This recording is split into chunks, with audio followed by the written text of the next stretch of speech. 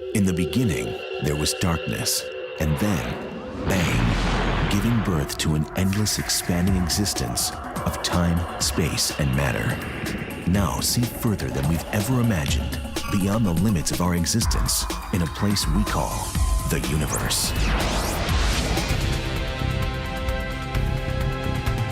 Sex is the most basic of human drives. It propagates the species, connects us, provides pleasure, and permeates our culture. As human beings expand their habitat to include the vast reaches of space, are we prepared to take sex with us? The future of the human race itself may eventually depend on one question: can we have sex in space? The first baby to be born off world is going to be a historic day for humanity. I think that people will be surprised at how much work it is to have sex in space. You've heard of the Mile High Club. I've been talking about the 200 Mile High Club. Prepare to experience sex in space.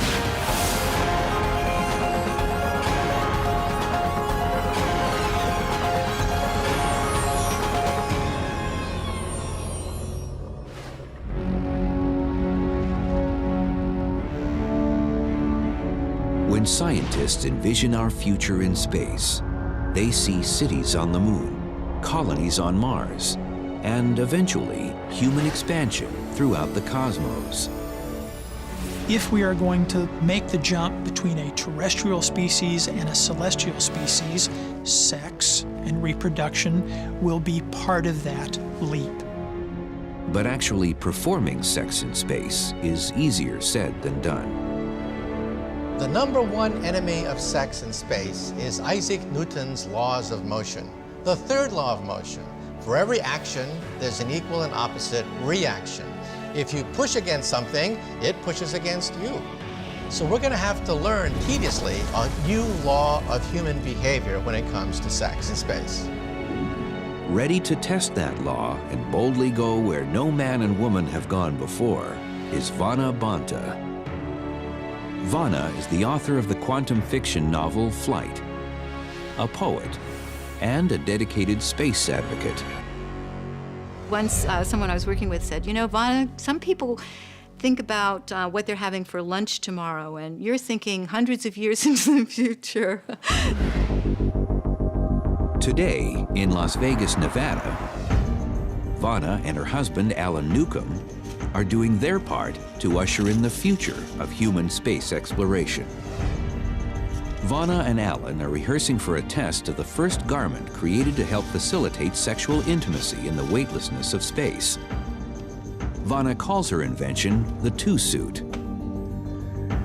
The two-suit is a utilitarian garment that functions by itself as a flight suit and can unzip or attach with Velcro and attach to a partner's suit with very lightweight fabric inside that can expand.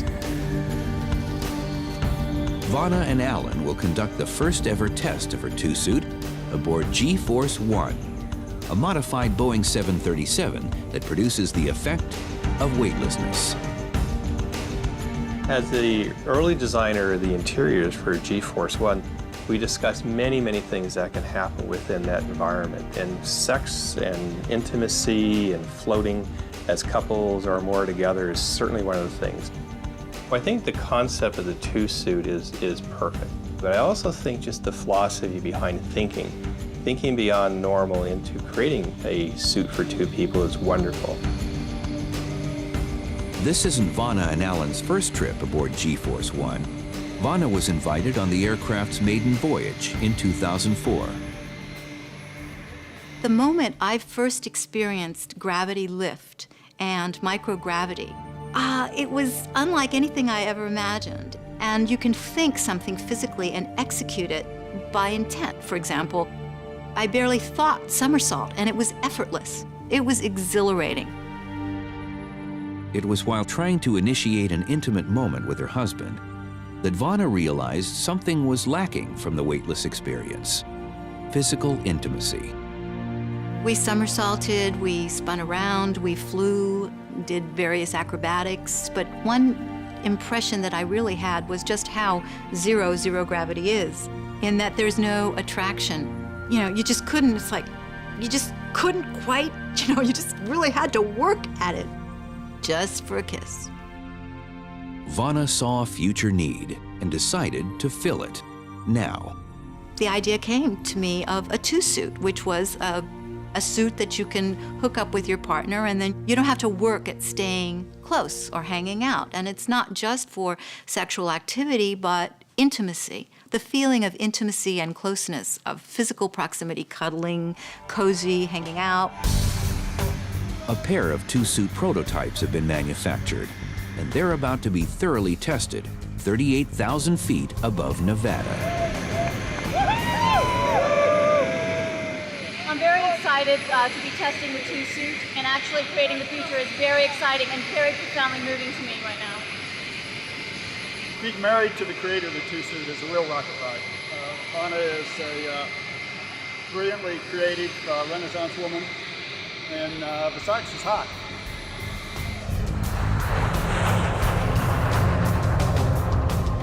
To create the effects of zero gravity, G-Force 1 takes a parabolic vertical flight path. As the pilot arcs the aircraft over the peak of the parabola, the occupants experience about 30 seconds of weightlessness.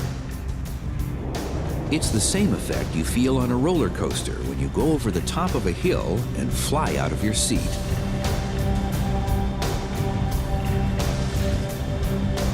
During the flight, Vana and Alan's challenge is to complete one docking maneuver, kiss, and then undock before the aircraft comes out of its parabola and gravity returns. Vana created her two-suit to be worn on long-duration space flights. But on G-Force 1, she and Alan will have less than 30 seconds of weightlessness to put the suit through its paces. During the first two parabolas, Vana and Alan acclimate themselves to weightlessness. On the third parabola, their docking attempt is interrupted by a group of wayward passengers. During the next several parabolas, Vana and Alan struggle against time and the whims of weightlessness to achieve docking. Finally, on the eighth parabola, a successful docking, a kiss, and a successful undocking. Well, I would call the mission a success. I think it's a functional design, and I would like to test it in more prolonged zero-gravity conditions, because I think that really will be the next step. I was pleased with it and really enjoyed the flight. Vana's two-suit is just one small step towards humankind colonizing the universe. The giant leap will occur when we actually begin making babies in space. What little we know about reproductive and developmental biology in space suggests to us that there are going to be huge problems if the species tries to make a single jump from a terrestrial civilization to a weightless civilization. The first problem is zero gravity, or more accurately, microgravity.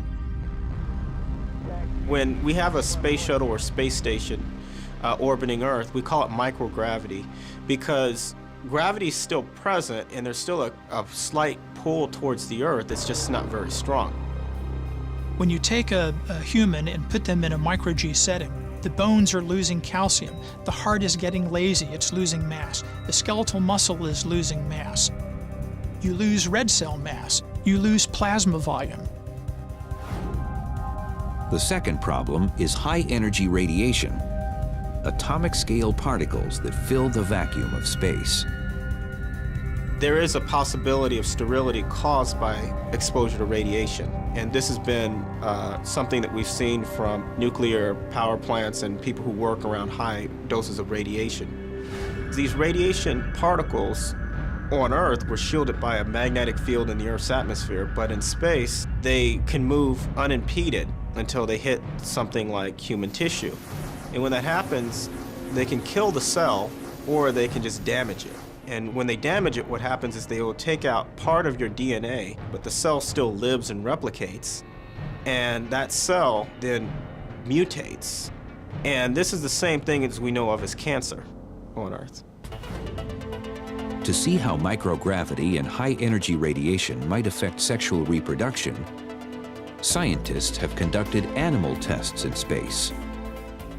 Animal studies are really the first step before we can take a human into space and have them become pregnant or give birth. So you have conception, you have the development of a placenta, you have the development of organ systems prenatally, you have the process of birth. All of these things are in common between small animals and humans. The first animal to successfully mate in space was the Medaka fish, which flew on the space shuttle in 1994. For the Medaka study, the animals mated in space, they laid eggs, and the babies hatched in space, telling us that all of those aspects of reproduction are possible in the fish. But people are mammals, and there are many intricate phases involved in mammalian development, from the start at conception all the way through birth. A study with rats aboard a 1995 space shuttle mission showed an abnormal behavior in newborns. For the first week after birth, the young rat pups weren't able to turn themselves from their backs to their bellies, which is a very characteristic response in rats. We think that rearing them in microgravity caused that sensory system to be understimulated by gravity, and hence it developed differently in space. Other experiments have shown even more severe effects. Studies have shown that male rats that have flown in space, when you mate them to non-flown female rats after their flight, the offspring exhibits a lot of growth retardation and even developmental effects like hydrocephaly, kidney abnormalities. Researchers agree that more animal studies are needed before we can begin to study human sexual reproduction in space. We're approaching year 50 of human spaceflight, and we still have yet to see a single mammal go all the way from an egg to an embryo, all the way through gestation, be born, develop in a zero-G setting, and then have the first generation reproduce in space. So I think we need a new priority to really fully understand mammalian development in a weightless setting. The key to human reproduction in space will come via animal studies. But no animal study could have predicted what one astronaut referred to as the Viagra effect.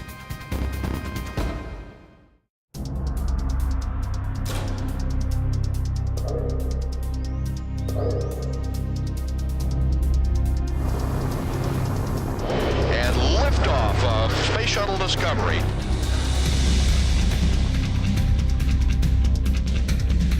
Both NASA and the Russian Federal Space Agency have stated that they've conducted no experiments into human sexuality or reproduction.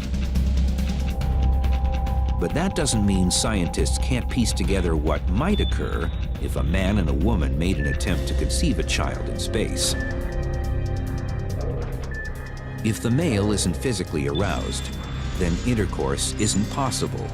However, according to at least one astronaut, being in space produced what he called the Viagra effect. In his book, Riding Rockets, Space Shuttle mission specialist Mike Mullane wrote about a persistent and at times painful condition he experienced every day when he woke up. NASA flight surgeons believe the redistribution of blood in microgravity is the cause. The fluid shift may make it easier for men to have sex in space, so that may be an interesting thing that we'll have to investigate. In fact, there's some evidence that men tend to have erections easier in space because of the fluid shift. The conclusion? Males need to worry less about performance issues in space than they do on Earth. I'm not sure that human beings would have much trouble with the actual act of mating itself in microgravity. I mean, providing they had the desire. We do have a small sample size of 4 shuttle crew members who basically said that their sexual desire actually decreased on orbit, and this correlated with decreased testosterone levels as well. Now, that's a small sample size, but it does give you an indication of what might be going on in zero-G. The next unknown is how microgravity might affect fertilization. Long-term exposure to space radiation could damage both the sperm and, quite possibly, all of the female's eggs. If she's of childbearing age, then one of those eggs, if it has been damaged, could produce a child that had some sort of birth defect or the failure of the child to be born alive. Once released into the fallopian tubes, the millions of sperm swim towards the egg. One tenacious sperm will burrow inside, beginning the process of fertilization. Once the egg is moving down the fallopian tube and is propelled to the uterus, will it embed itself in the wall of the uterus and begin developing a blood supply and a placenta and grow into a baby? We just don't know that. If fertilization is successful, cell division and growth of the embryo begins. As the embryo develops into a fetus, gravity becomes increasingly critical. For a human fetus, a full-term pregnancy is about 36 weeks. And up to about the 26th week, the fetus is neutrally buoyant. After that, the fetus becomes more dense, and so the fetus tends to sink in the uterus in the amniotic fluid.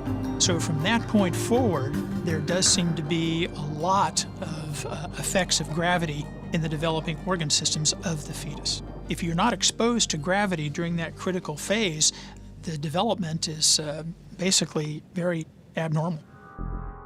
An animal study conducted in the 1980s turned up troubling results affecting the embryo's skeletal structure and heart.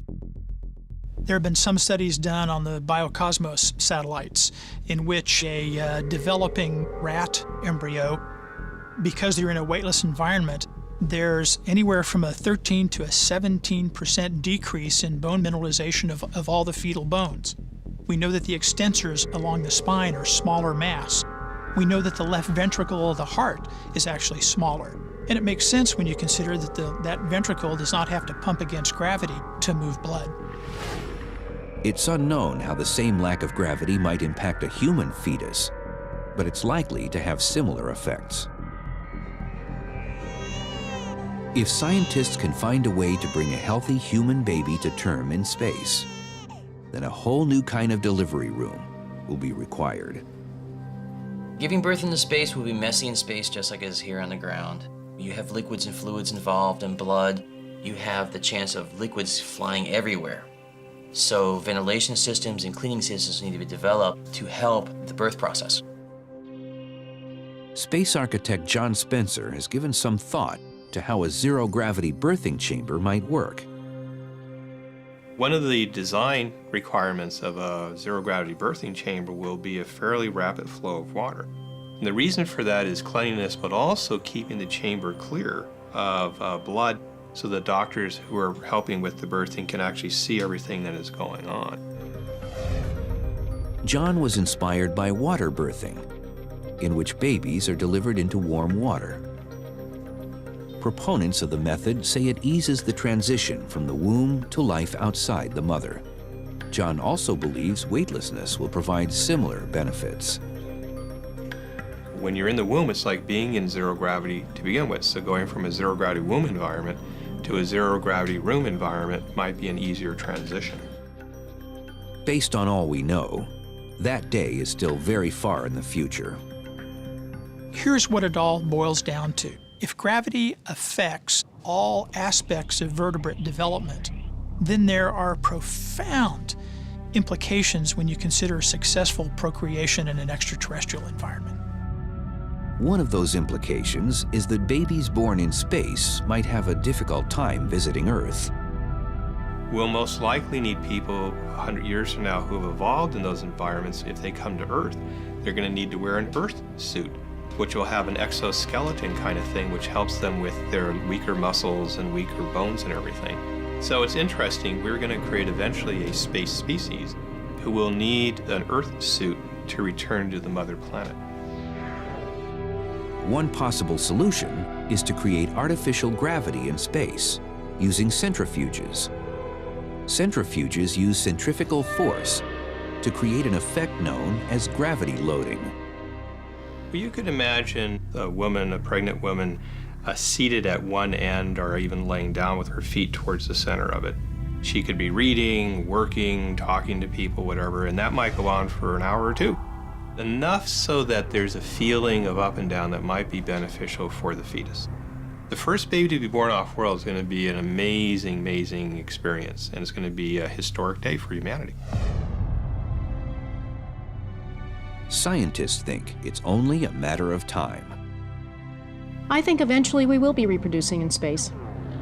We just need to figure out how to do it right. What better opportunity to figure out how to do it right than NASA's planned 3-year mission to Mars? But will sex be invited along for the ride?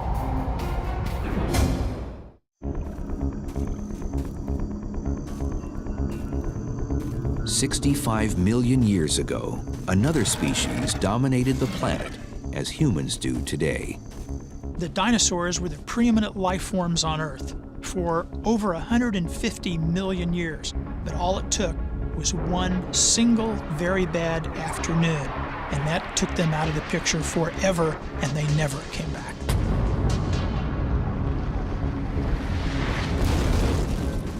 The reason that it's important for human beings to get off the planet is that if we don't, the Earth itself is a single-point failure.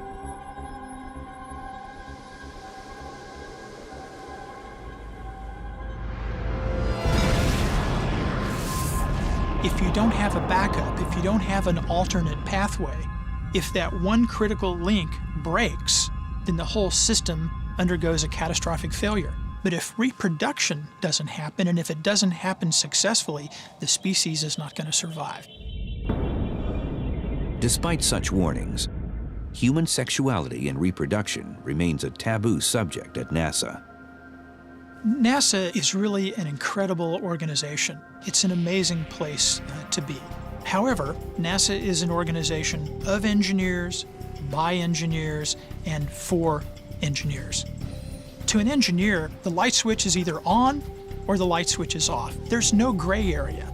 In the life sciences, there are only two absolutes, life and death, and everything else is a shade of gray.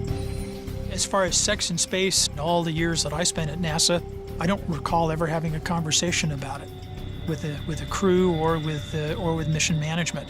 So it just hasn't been a big concern. NASA is funded by taxpayers, and taxpayers want to know that their dollars are not being used for astronauts frolicking in outer space, having space escapades at their expense. The public wants to know that their tax dollar is being used wisely. And that's why NASA is so skittish about the whole concept. Okay, we copy that. Sounds good. NASA currently has plans to return humans to the moon by the year 2020. That's just a warm-up for the main event, a 3-year voyage to Mars and back. In its master plan for the mission, NASA left out all references to human sexuality, an omission cited in a report by the National Academy of Sciences. As far as sexuality in space, that's an area that hasn't been researched at all. Psychologists and psychiatrists have come to conclude that humans need to be connected in order for normal functioning. We need to be psychologically connected, we need to be emotionally connected, and we also need to have some physical connectivity with individuals. So intimacy at all these different levels is very important. The problem with long-duration space cruise is that the model to date has been one that precludes any sort of intimacy. Some experts believe that astronauts should be expected to sublimate their needs and desires for the sake of the mission. That's unrealistic. It's not going to happen. It would lead to very dysfunctional individuals if they were able to maintain that kind of separateness. So in order for the team to be functional, intimacy on all these different levels is going to be part and parcel of just normal human functioning, and we need to plan for that. The counter-argument is that sex between crew members could create dangerous distractions and divisions. Arguments may occur, problems may happen, tiffs may happen. One person might get jealous for another person or might start lusting for another partner or something like that. That will happen. It's going to be hard to avoid it. We are human beings, and there could be petty issues that may pop up, but you have a long time to talk it out and communicate it. Sending single-gender crews has been suggested as a way to inhibit or prevent sex on long-duration missions. I think it's unrealistic to think that just because you have all one gender that there is not going to be any needs for sexual contact or that sex won't happen. I think that's a kind of a naive approach. Another plan calls for sending only married couples. It's also unrealistic to expect that simply being married is going to be the solution. So I don't think that marriage is a foolproof way to approach it any more than to send all one gender. I think that what we need to do is to select individuals who are emotionally mature, who are comfortable in their sexuality, and then you give them training to deal with issues as they come up, and then you simply have to trust them to do a good job. Cheryl's idea is to have the crew first live together for 9 months in a location that mirrors the isolated environment of Mars. She suggests Antarctica. One of the ways we can test this out is to send them down to Antarctica to winter over for 9 months. During that period of time, they can not only work out how their social issues are, but they can work out any intimacy issues. They can find out if they're going to be attracted to each other. And if they are, how are they going to deal with that? And how the group is going to deal with that. That way, when we actually put them in the space rocket to send them off to Mars or to send them to the moon to inhabit there, they'll know what to expect and they'll know how to deal with it. I think that taking the attitude that they're professionals and they'll just muddle their way through is a recipe for disaster.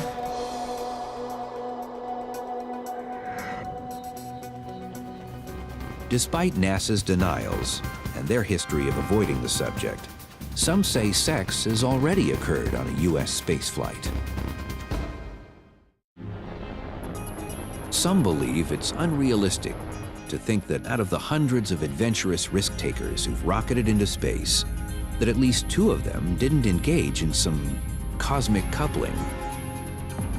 I wouldn't be surprised if sex has already happened in space. I mean, we've had a married couple on the NASA shuttle, and if you've done it on Earth, wouldn't you try it in space?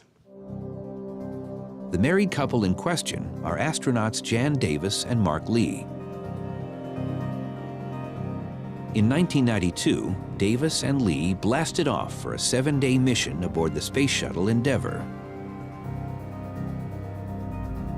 NASA has no official policy banning sex in space. NASA has not told people you must not have sexual intercourse. People are expected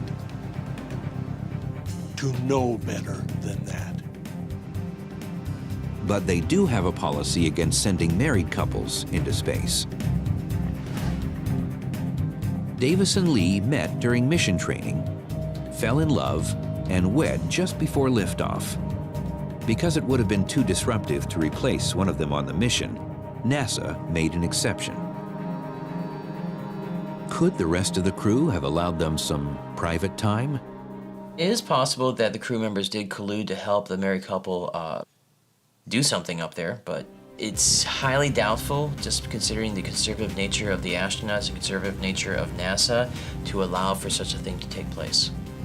I wouldn't say that I would hope that they broke regulations, but I could say that I hope that they utilized the opportunity to consummate a union in an environment and a situation and a mission that truly celebrated the beauty of the union of 2 human beings.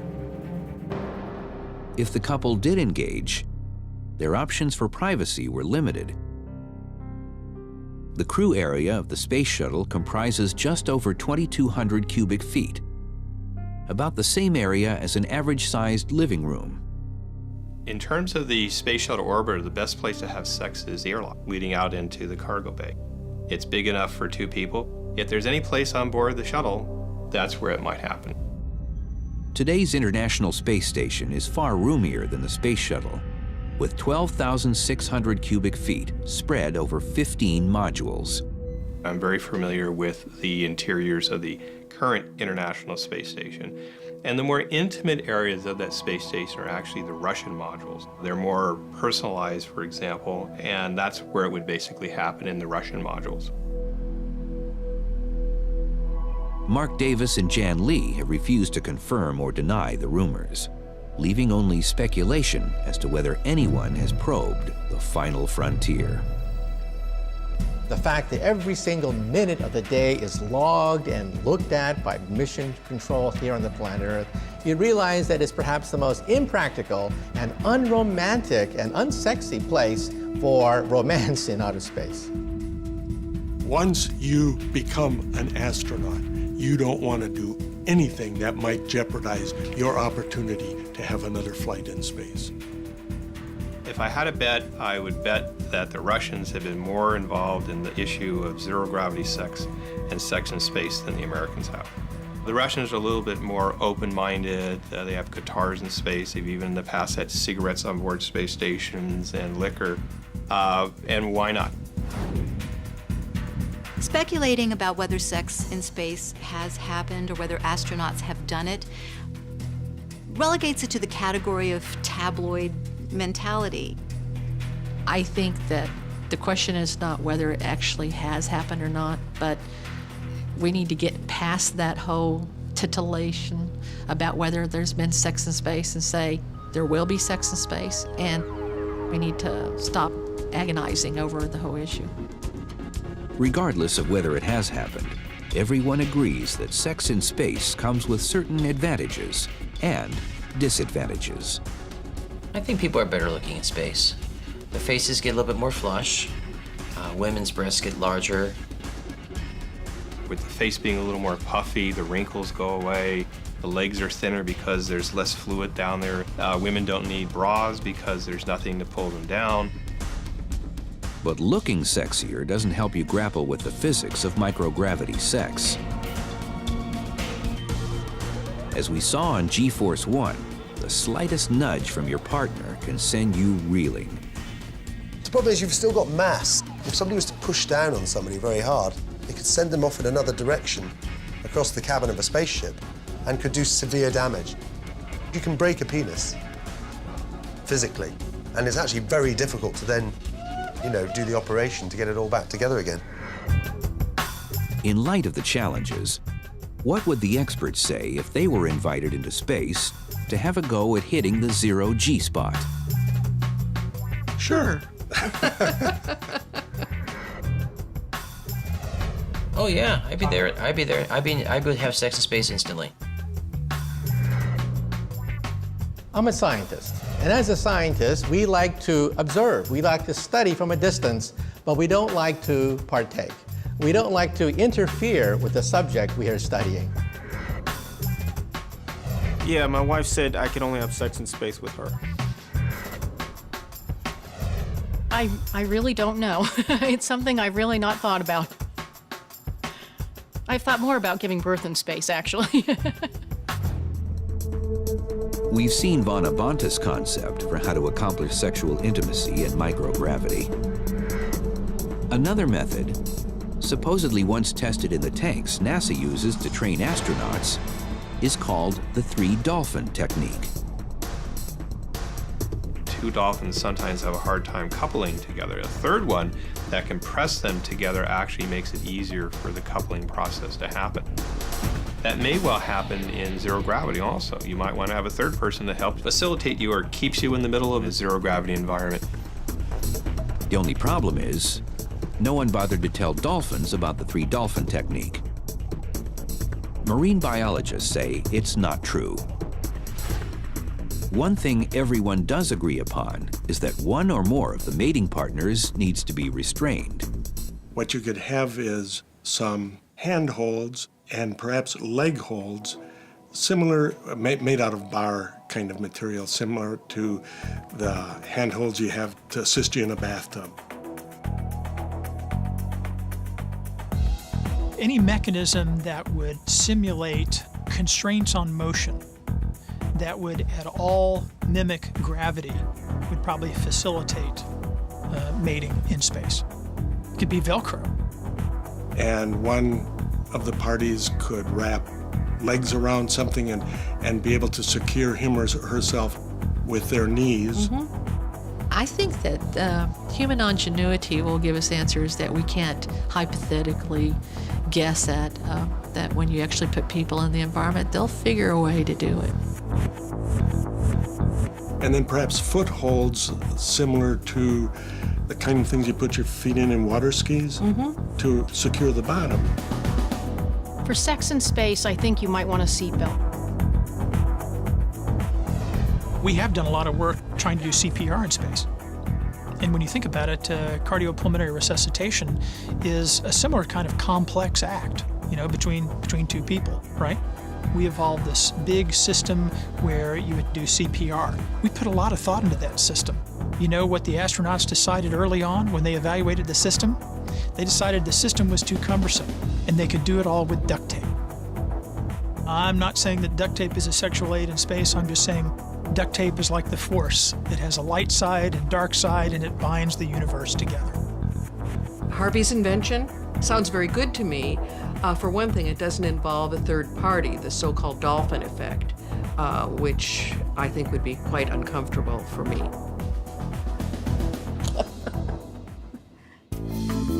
Speculating about coupling and microgravity may soon be a thing of the past.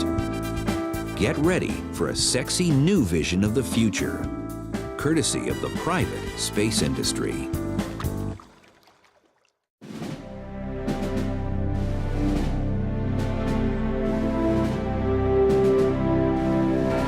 There was a time not so long ago when space travel and space travelers were the epitome of sexiness. Space was very sexy in the 1960s. If you ask any of the astronauts who were part of the space program in the 1960s, they will all tell you that they were actually sort of sex gods. Two things became the equivalent of a cold shower for space travel. One, the promise of average citizens traveling into space was never fulfilled. Houston now controlling. People got the impression that the shuttle was something that would also be commercialized. So they got all excited about it in the 70s, coming out of this sort of sexy era of space with the moon program. And then the general public were vastly disappointed. We have main engine start and liftoff. The second thing was the Challenger explosion. I think that caused a real change, sea change in the public's attitude. They began to discount the idea that they would ever go to space. But that's all about to change, thanks to the private space industry. The first space tourism venture to take flight is Virgin Galactic, brainchild of British billionaire Sir Richard Branson. Richard Branson's Virgin Galactic is selling your tickets for $200,000 a piece to go up to the edge of space, which is about 62 miles. And it is the closest we can get to a true space experience.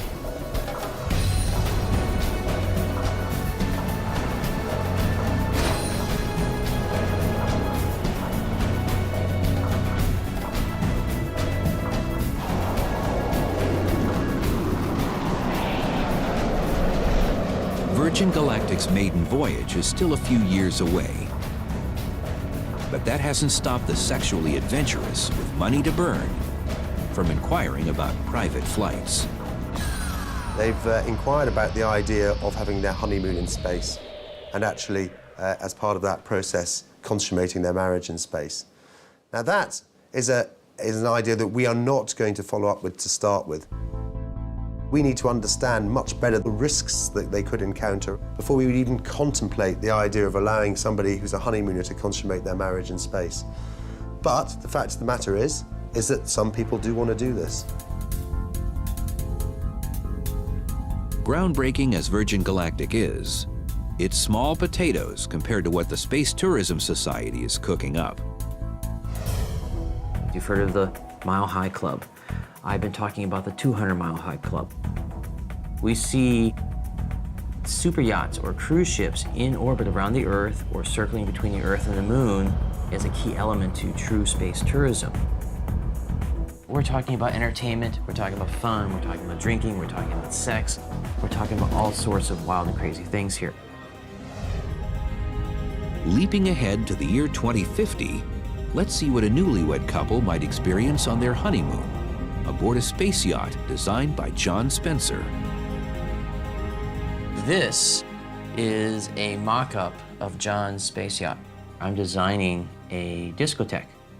This will be right here in the center section here. This will be a central sphere. Imagine, if you will, a giant 60-foot diameter sphere that will be almost completely glass or some type of glass-like material, and you can see in all directions. And then you'll have people floating around and dancing and sailing and doing all sorts of things for entertainment and for pleasure and for fun. Now, after a long night of dancing and carousing and having a lot of fun, the couple want to have a little bit more fun. On Earth, that might include a romantic interlude in a hot tub. John Spencer envisions a space-based hot tub he calls a hot sphere. You can imagine that your honeymoon suite is a sphere, and within the center of that is this colored warm water. And in that, you can immerse yourselves hanging on to each other for lovemaking or relaxing. The sphere will be kept in place within the volume by airflow, so it won't move around, but you can splash and the water will come right back as little spheres into it. After a soak in the hot sphere, our couple retires to their honeymoon suite. There, they'll find Sam's rebuttal to Newton's third law, the Snuggle Tunnel. So pretend this is a giant window inside the honeymoon suite. So we have the fantastic panoramic view, and then they can expand this thing here, which is known as the Snuggle Tunnel. We'll have illumination inside, we'll have ventilation inside. As you can see, it's furry. Gotta have it furry, gotta make it soft and comfortable for people to do their thing. They go in here, and then they're snuggling in the Snuggle Tunnel. Might the Snuggle Tunnel become basic equipment on Virgin Galactic's Spaceship Two? It's clearly not something for our early days of suborbital space tourism. But, you know, I'm very used to working in an organization whereby we also think about the future. And the fact is, one day there might be a Spaceship 3 or a Spaceship 4. And the concept of a snuggle tunnel of some sort is entirely logical. Is it only a matter of time before NASA jumps on the Snuggle Tunnel bandwagon? I've never heard of any plans at NASA to develop a snuggle tunnel. So maybe not.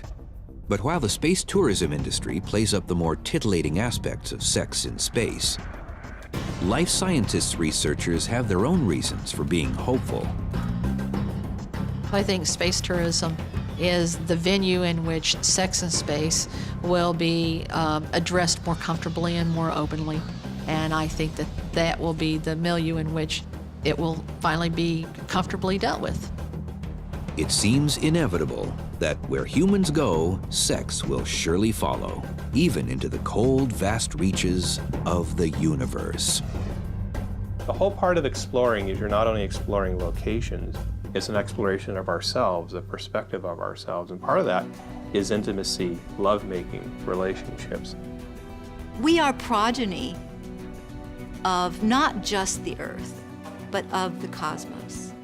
And as its progeny, it is our duty to use the best of our abilities and continue that into other planets. Who knows what we'll find? To paraphrase the poet Dante, the heavens swirl above us and our eyes are still cast to the ground. Sex is part of the human experience, and wherever humans go, sex will go too. That's logical, it's rational, that's the way it should be.